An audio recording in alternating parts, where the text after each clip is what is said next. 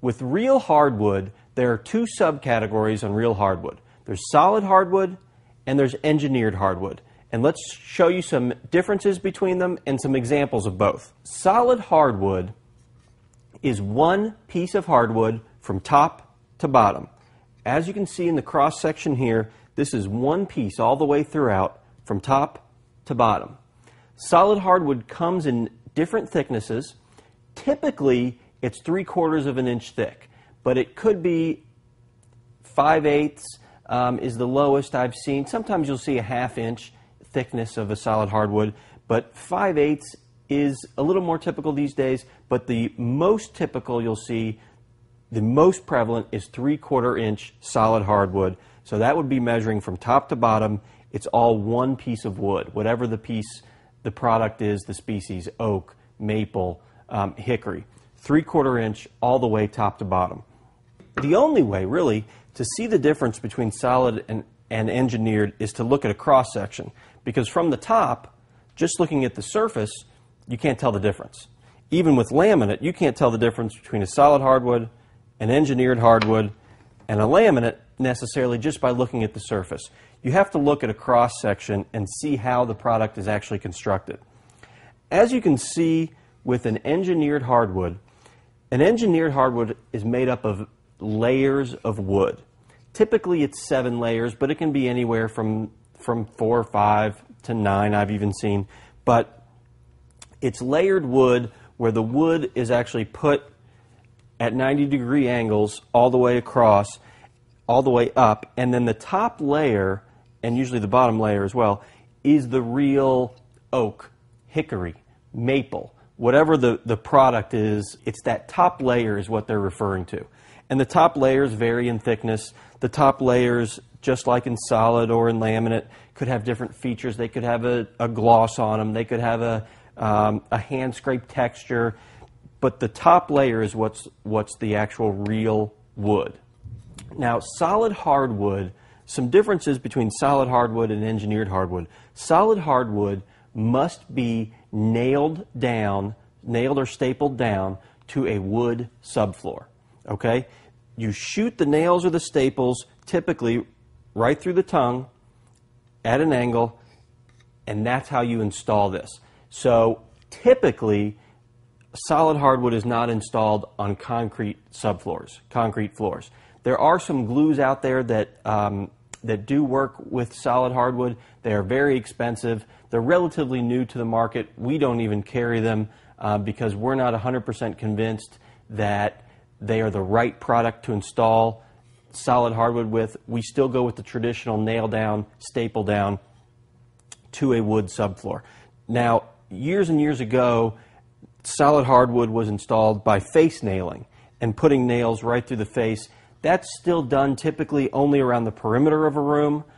Mostly there is a staple process now through a nail gun, which you can go out and rent if you don't want to buy and you're going to do this project yourself, where the staple actually goes through the tongue, as I said, and then it would go through the tongue, and then the next piece would click together, tongue and groove, and then you'd continue on through this tongue, and so forth throughout your job.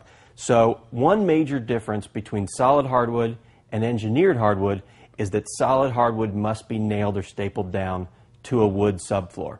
So that typically eliminates the population out there that has no basement, that their home is just built on a concrete slab, and they're doing their project on their first floor. The engineered hardwood, you have options in terms of how to install it. And it can go down on a wood subfloor or a concrete subfloor.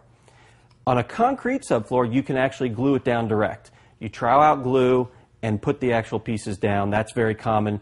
A little more difficult for the do-it-yourselfer, but still very common.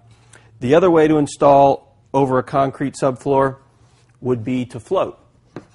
You would actually glue the tongue and grooves together, put a thin bead of glue in the groove side, glue the tongue and grooves together, and float over a pad. You'd lay a pad out first, just like in laminate. The other way to do it, if you were on a wood subfloor, is just like with solid, you can actually shoot staples through the tongue side and install it that way. So there are some installation differences between solid and engineered. Typically, must be nailed or stapled, wood subfloor only for solid, Engineered, you can glue, you can staple, or you can float. You have your options. Now, with solid hardwood, if you get a deep gouge, a deep scratch, something damages the floor itself, you have the option, and this is one of the great benefits of solid, you have the option of sanding the floor and refinishing it. The absolute great benefit of solid hardwood, it can be sanded and refinished, typically multiple times. It's typically a job done by a professional, and they know just how deep to go to get that gouge out that you're looking for to replace or to fix. And they do a very good job of not taking too much off so that you can do it multiple times if you want. But if you have a deep gouge, a deep scratch, you want to change the stain color, you do have that opportunity to sand and refinish. Now, if the solid hardwood that you had in your home or your business had a hand scrape texture to it, if it gets sanded, remember, that hand scrape is going to be gone because they're going to take it down to a smooth, flat, level surface, and then they'll apply the stain. So a definite benefit is that it can be sanded and refinished. But keep in mind, with the sanding and refinishing comes a pretty good expense. Could be upwards of $2, $3 a square foot, some cases even more. Cost to you to get it sanded and refinished. It typically, they do have some newer ways of doing it now, but it typically is very messy, very dusty. Typically, all the furniture in the home gets moved out. The job takes a few days, 2-3 days, and then all the furniture gets moved back in. So it is a process, but it is a great benefit to solid hardwood. There's no doubt about it. Some engineered hardwoods can be sanded and refinished. Typically, that's not the case. Typically, they can't be. What it depends on really is the thickness of that top layer of the engineered hardwood, and if a professional can actually sand down and still stay within the top layer so that you can stain it, recoat it, and still have a beautiful floor. At Floors to Your Home, we don't recommend sanding and refinishing engineered hardwoods. It's just, there are too many people out there doing the sanding and the refinishing, and we don't want to say to you that we guarantee you that you can sand and refinish this wood X amount of times. That's just not something we do. We want to be upfront and honest with you and tell you that typically you're better off on our engineered products not sanding and refinishing. So again, a great difference between the solid and the engineered. Can be sanded and refinished, typically not on the engineered.